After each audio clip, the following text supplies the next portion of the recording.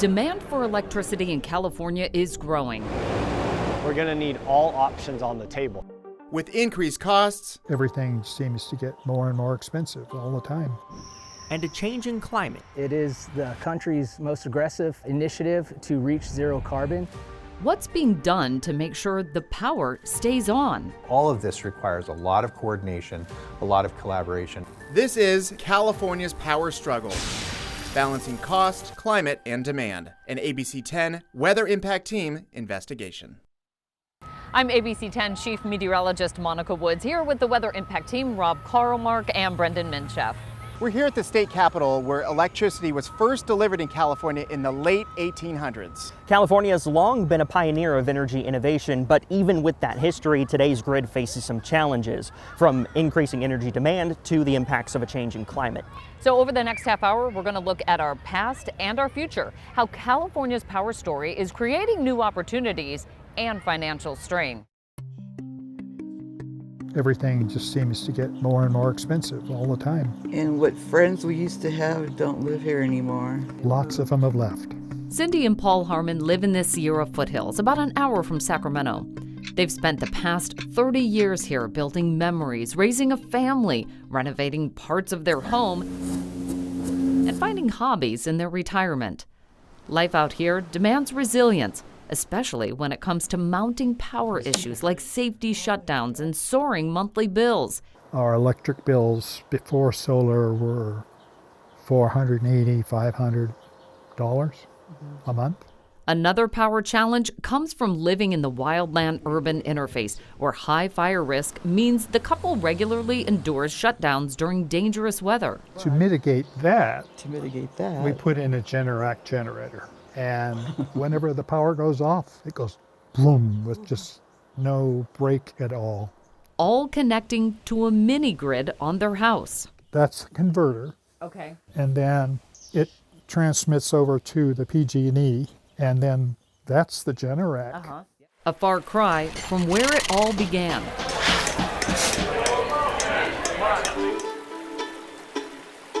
In the 1800s, the gold rush era begins drawing out all sorts of industrialists. Horatio Gates Livermore arrives from the East Coast, hoping to make a fortune in lumber, setting up shop along the American River, using the water to power a sawmill.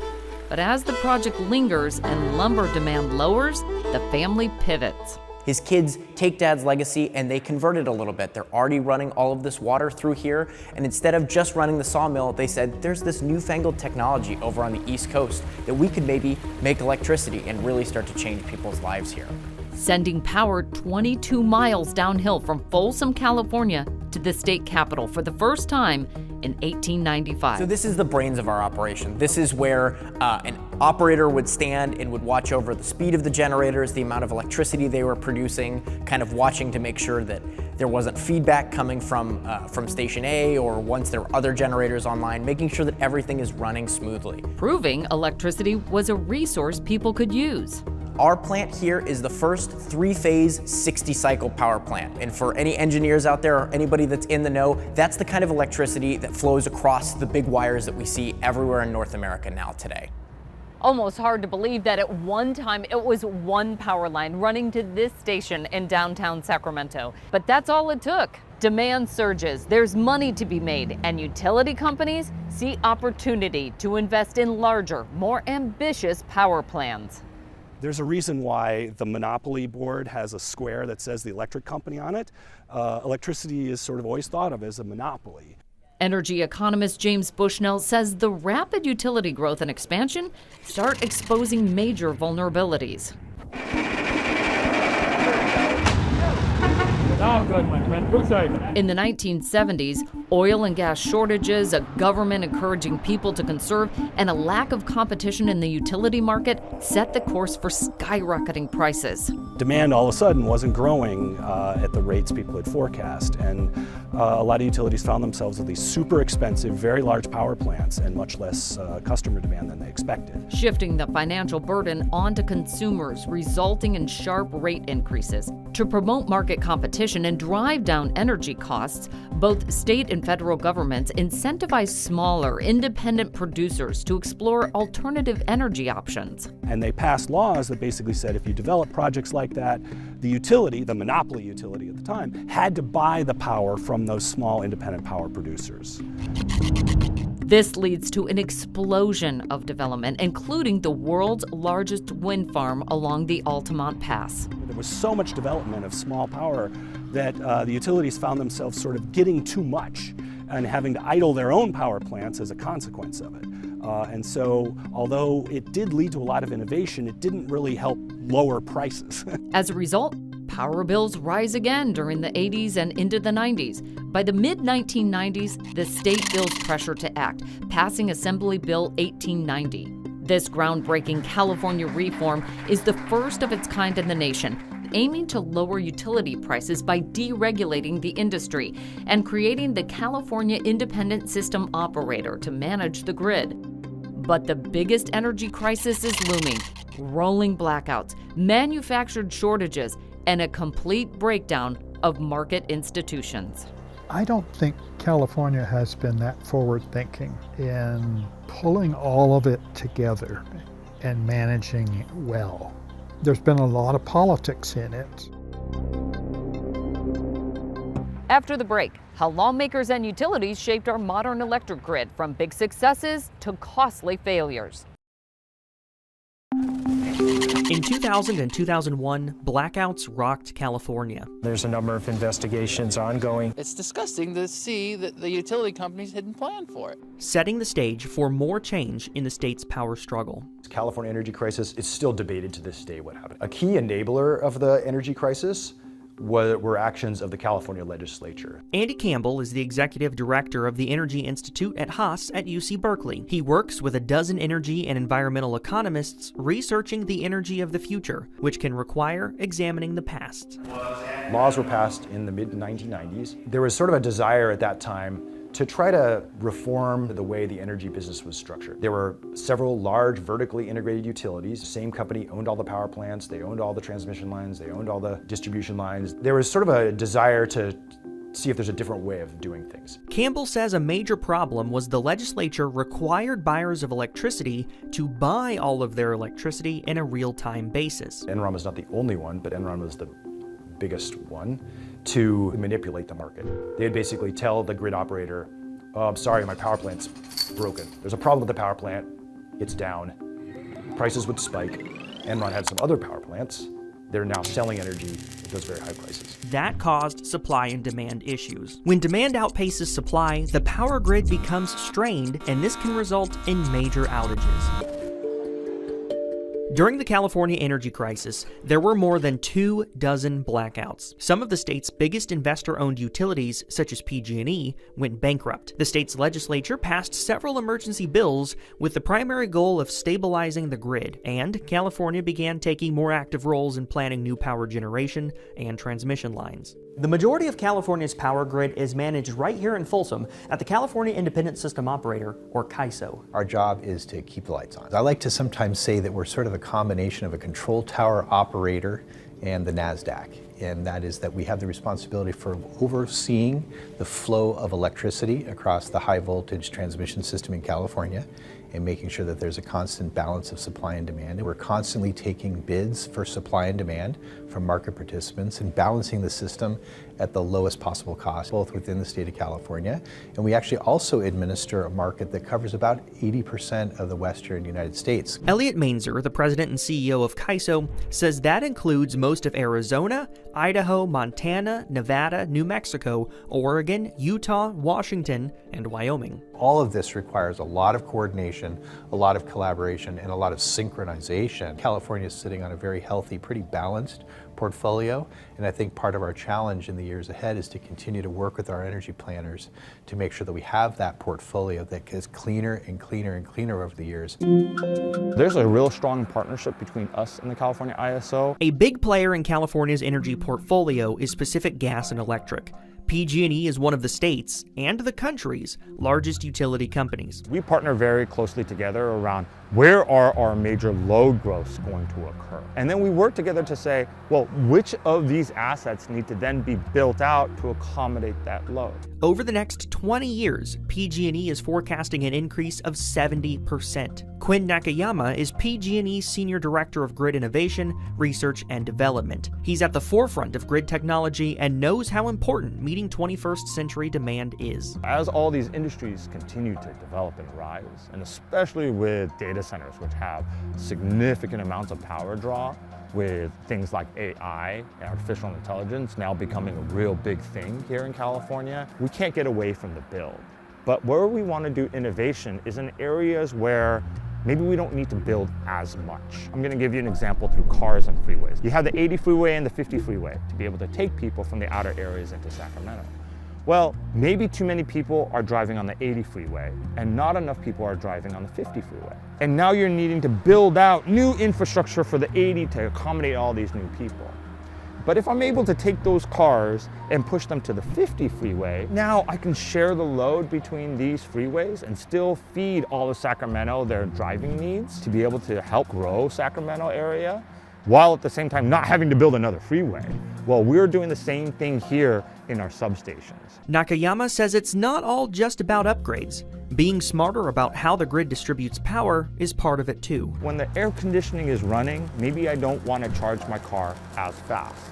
And if we can figure out how to modulate this type of stuff so it doesn't all need to suck up as much energy all at the same time, all the time, maybe we can create an environment where we'll be willing to work in that energy ecosystem, and then I don't have to do those upgrades. That doesn't have to appear on your bill, and everybody saves money. We've done a lot of work to coordinate and anticipate issues, and we've really been able to ride through some pretty hot events here in California without having to call in Flex Alerts. Flex Alerts were created and first issued in California during the 2000 and 2001 energy crisis. They are a measure of last resort, calling on Californians to conserve power to avoid rolling blackouts as demand outpaces supply. It makes a big difference if consumers in relatively large numbers take just those modest steps to flex their demand for a few hours. Particularly that 4 to 9 period is the time of day when demand can still be very high. And of course, as the sun starts to set and our solar energy resources start to reduce the amount of power, that can become a strained period of the grid. California hasn't had a Flex Alert issued since September 2022, when much of the state saw all-time record heat, but no blackouts, thanks in part to more battery storage. Back in 2020, we only had about 200 megawatts of batteries on our grid. In the last 4 or 5 years, we've now got almost 13,000 megawatts of batteries on our system. And by connecting to other states in the West, CAISO can send power from typically cooler states, like Idaho or Washington, to California during the summer to meet increased demand. During the winter, California can send excess power up north. We have a grid that's bigger than the weather. We have huge amount of transmission that connects up to the hydro resources of the Pacific Northwest. We've got transmission resources that go out into the desert Southwest, all the way out into the Intermountain West. As a matter of fact, we're also engaged in the construction of some big new transmission lines. It's all part of meeting California's clean energy goal. We are continually looking for new technologies and new energy procurements to get us to a net zero energy system by 2045. Still ahead, solar, wind, and hydropower, how they're driving California towards its carbon-free energy goals.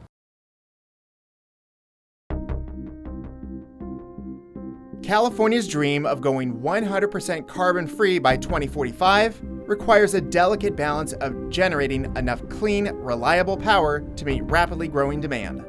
How is the state harnessing the sun, wind, and water to keep the 4th largest economy in the world flying high?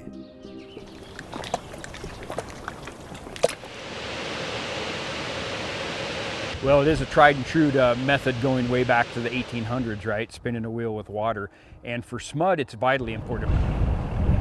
High up in the Sierra, among lakes and wildlife, is infrastructure built to power big communities below. It provides about 20% of our energy needs in an average year. It can go higher in our wetter years, and it allows us to provide that reliable, affordable energy solution. The Sacramento Municipal Utility District, SMUD for short, runs 12 reservoirs, 9 powerhouses to provide hydropower to the Sacramento area. Using water to create electricity is the state's first large-scale source of renewable energy, and now helping power SMUD's even more ambitious goal of using 100% renewables by 2030. It is the country's most aggressive initiative to reach zero carbon. The SMUD powerhouses were built in the 50s and 60s and now can provide power at peak times in the late afternoon and early evening when it's in high demand and expensive. Obviously, we're like others, can see the challenges of trying to balance between affordability and reliability. We want to keep our rates as lowest as possible. SMUD is working toward its clean energy goals by stressing flexibility, generating power outside the area of its customers, and participating in the California Independent System Operator market to sell excess energy when it can. Then there's the sun. Almost 2 million homes in California now produce solar power, helping make it more abundant and cheaper than ever. Just this year, solar energy became California's largest source of energy, surpassing even natural gas. It provides more than 1/3 of the energy used in California, but only works when the sun is up, creating a natural energy imbalance. It poses a challenge half-jokingly called killing the duck curve. Now, according to CAISO, the traditional chart for energy usage starts at a normal rate, demand drops during the day, creating what looks like the belly of a duck. Then demand skyrockets as the energy hogs like air conditioners ramp up with the heat of the day, creating the head of the duck. Then it drops as the temperatures cool. One way to kill the duck curve is storing energy. Large-scale batteries have exploded in popularity within the last decade. Well, just in the last 4 years, we've brought on over 20,000 megawatts of new generation on this system. So we are onboarding record amounts of new capacity.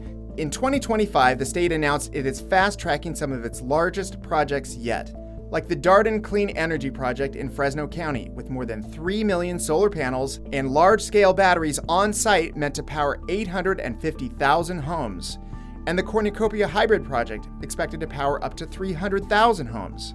It's a tricky balance and one that is always evolving. Solar is now being added over irrigation canals as an experiment to reduce evaporation. The Turlock Irrigation District, or TID for short, is already providing power. We're the first, we're the oldest, and so a lot of times you don't associate that with trying new things, cutting edge, saying yes to projects. And for us, that's really in our DNA. We say yes to projects. We look at different solution sets for the challenges ahead of us. One of the obvious benefits to this project is generating solar electricity from these panels, but many other benefits are being monitored and discussed and learned much more about, including how much evaporation from this canal can be prevented by these solar panels. That's being monitored by this equipment right here from UC Merced. TID got $20 million in a state grant to fund the project and has panels over narrow canals now, and if it works, it could cover the California aqueduct in the future. It's a potential solution set because we're really going to need all of the above, right? To get to 2045, 100% carbon-free retail electric grid, we're going to need all options on the table. If you think about this, California, 40 million people, there's a huge power need. Solar contract. Going green is not without controversy. For every benefit, there is a well-documented concern and pushback. Wind energy is successful and widespread in California, where it's got its start back in the 80s in the Altamont Pass area. A more consistent and untapped source of wind energy lies right off the California coast, where the wind is stronger and more consistent, but battle lines have been drawn by fishermen and coastal residents over proposed projects like those in Humboldt and Morro Bay. We don't know, and we don't know what the cumulative impacts on not only fisheries, because that's one aspect of it, but the shoreside dependent users of that, the fishing communities, the marine ecosystem itself. If we're going to do this, let's do it right. As the clock ticks closer to 2045, with battles continuing over clean energy, a big question remains. Will the state achieve its 2045 dream? Energy experts say despite big hurdles, it's possible. California is already pulling off proven, reliable milestones many thought were decades away. Last year alone, California's grid ran on 100% clean energy for 219 days. Not every hour of every day, but the equivalent of 51 full days of 100% clean energy. If current trends hold as of this year, that number will increase to 80 days. And Stanford researchers think California is on pace to run on 100% renewables all day, every day of the year by 2033. It's something California homeowners like the Harmons are staying cautiously optimistic about. It's really important to think about the long-range goals because we've got a higher population than any other state, really. And that's a huge lot of customers. After the break, how this power transformation could change in the near future. Creating a clean energy future while meeting rising demand will require new technology. The governor recently extended tax breaks to green energy manufacturers. For the first time ever, this includes fusion energy. This is a breakthrough technology that provides virtually unlimited safe, clean power. For everyday customers, tax credits and rebates exist, but significant gaps remain. We will be following the responses to the unprecedented challenge.